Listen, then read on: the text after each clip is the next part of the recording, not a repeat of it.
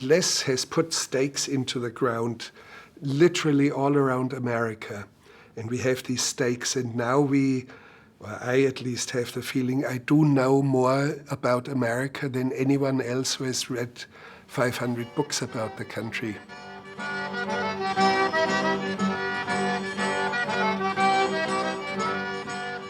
I became aware of his films, I believe, the very first time I came to Berkeley.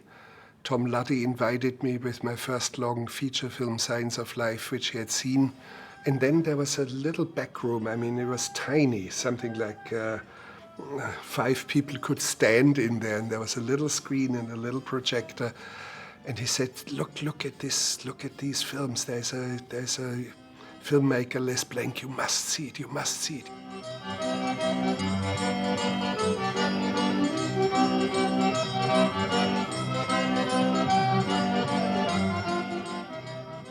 I immediately was under the impression there's something very momentous going on.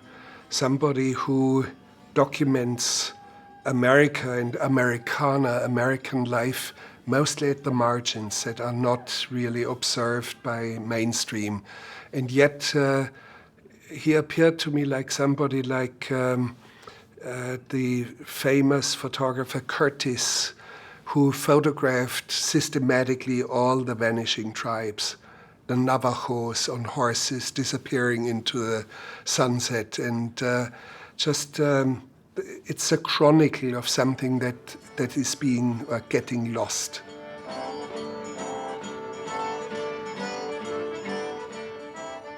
Spend It All has always been my personal favorite among Les's films because it has this direct immediacy and exuberance of life.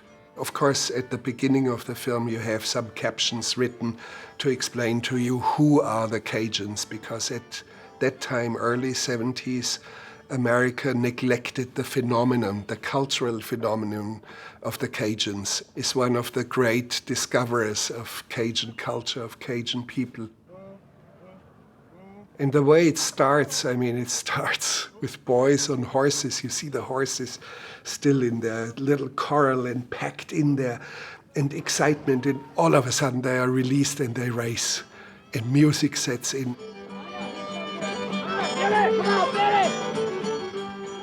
It makes your day, it makes your week. In a way, I have to explain a little bit about my work. When I was in Antarctica, I did a film, and I didn't know exactly what was going to happen, whom I would meet.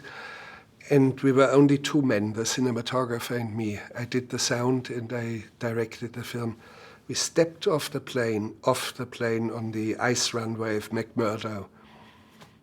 And we are blinded by this glacial light and ice. And Peter Zeitlinger turns to me, the cinematographer, and he says, how for God's sake are we going to explain an entire continent to the viewers back home?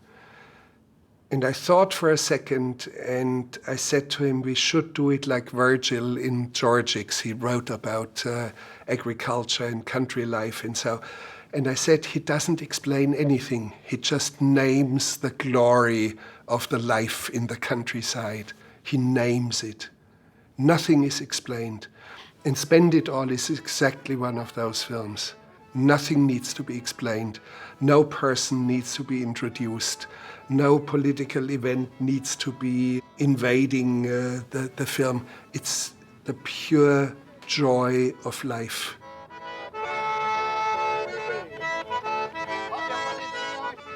I think Les understood the importance of landscapes. How are people who live there, how are they embedded in a landscape? How does a landscape form a mood, a character? How does it form a way to play music? You see a man in a canoe and slowly paddling past you and looking at you, and at the end carefully waving at you, or you see a heron in the air, or you see kids playing with each other and playing a fiddle, for example. There's no nostalgia, it's just life. Less than a mile apart. And when he was in Amazonia filming while we did Fitzcarraldo, he was sitting around and just absorbing what was happening, very much like a southern bullfrog, just brooding behind a can of beer, and then another can of beer. And I said to him, Les, why don't you pick up the camera? We are just moving the ship for the first time. This is a real event. And he just looks at me and he says, Werner, I'm not here to shoot events. Of course, he would cover some of the filming. He would talk to me, but he would absorb things slowly and meticulously, and you never knew what he was going to do next. Completely muddy and wet, so we had to cut another path. And that brought us problems because we had to cut deep into the mountain. But there's one moment in Spend It All which I asked explicitly, can I steal this from you? There's one of the musicians, one of the Cajun men, during a picnic, and everybody is laughing and enjoying and having beers. And he's sitting there with a pair of pliers, and you don't know what is he doing. And he pulls out his own tooth and shows it, and takes a few swigs of beer and spits the blood out. And he says, it feels so much better already. And so I said, for my film Stroszek, I would like to steal this moment. In the film, actually, there's a mechanic in the middle of nowhere in Wisconsin where he's sitting, and with a pair of pliers, he pulls out his own tooth. And it was so wonderful that I had to use it in a feature film, in a narrative feature film. And Les said, yes, go ahead, this is a wonderful moment, I like it, it should spread, pull your teeth, spread it all, spread the message. For days. And I'll tell you what, I feel much, much better now, and I got more room in my mouth now. And I think the very last shot is you just see one of these very simple homes of Cajun people and some stairs down there, and there are empty shoes and empty boots. Cut, end of film. And it's very mysterious, and the image, in fact, is as simple as it gets. Any idiot can do it.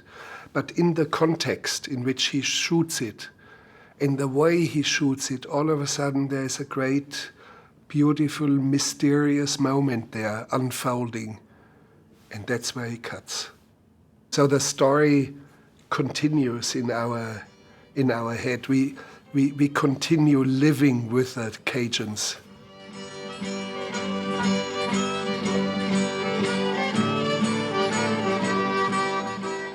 When you see a film like Spend It All, I often think that Les must have felt the urge to stay there. Just stay there and live your life. Harvest oysters, period. He was this kind of a man. Some of his existence belongs to the bayou.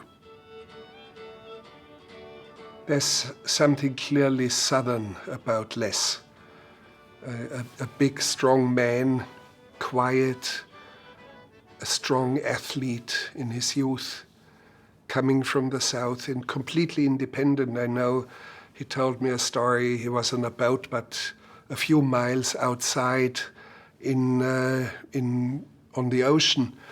And the party on board was just very stupid and obnoxious. And so he just jumped overboard and swam a few miles all the way back to shore. That's how he is, or how he was. That kind of a real man.